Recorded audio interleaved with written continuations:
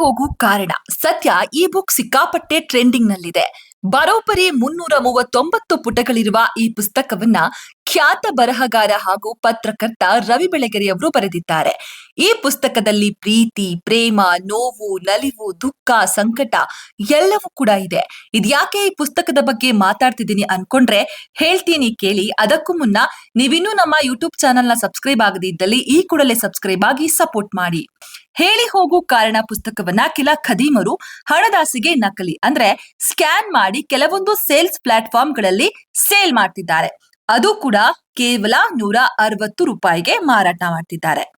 ನೀವೇನಾದ್ರೂ ಕಡಿಮೆ ರೇಟ್ಗೆ ಪುಸ್ತಕ ಸಿಗ್ತಾ ಇದೆಯಂತ ಖರೀದಿ ಮಾಡಿದ್ರೆ ನಿಮಗಂತೂ ಹೇಳಿ ಹೋಗು ಕಾರಣದ ಕಂಪ್ಲೀಟ್ ಸ್ಟೋರಿ ಅಂತೂ ಗೊತ್ತಾಗೋದಿಲ್ಲ. ಯಾಕಂತಂದ್ರೆ ಈ ಸ್ಕ್ಯಾನ್ ಪುಸ್ತಕದಲ್ಲಿ ಕೆಲ ಚಾಪ್ಟರ್ ಗಳು ಮಿಸ್ ಆಗೋದಂತೂ ಗ್ಯಾರಂಟಿ. ಯಾಕಂತಂದ್ರೆ ಈ ಸ್ಕ್ಯಾನ್ ಪುಸ್ತಕದಲ್ಲಿ ಕೆಲವೊಂದು ಚಾಪ್ಟರ್ ಗಳನ್ನೇ ಅವರು ಆಡ್ ಮಾಡಿಲ್ಲ.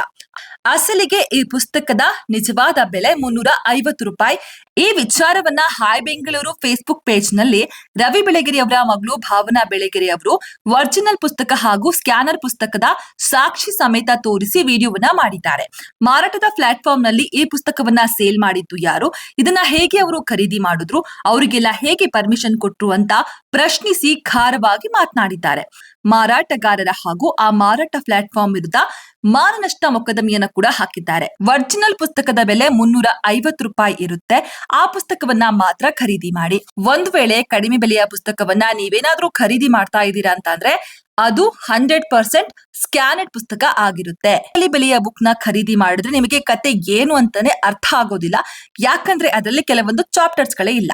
ಒರಿಜಿನಲ್ ಪುಸ್ತಕದ ಕ್ವಾಲಿಟಿ ಅಂತೂ ತುಂಬಾ ಚೆನ್ನಾಗಿರುತ್ತೆ, ನಕಲಿಯದ್ದು ಹಾಗಿರೋದಿಲ್ಲ. ಇದನ್ನ ಸಾಕ್ಷಿ ಸಮೇತ ಭಾವನಾ ಬೆಳಗೆರೆ ಅವರು ತೋರಿಸಿದ್ದಾರೆ. ಆ ವಿಡಿಯೋವನ್ನ ತೋರ್ಸೋಣ ಅಂತಂದ್ರೆ ಕಾಪಿ ರೈಟ್ ಬರುತ್ತೆ.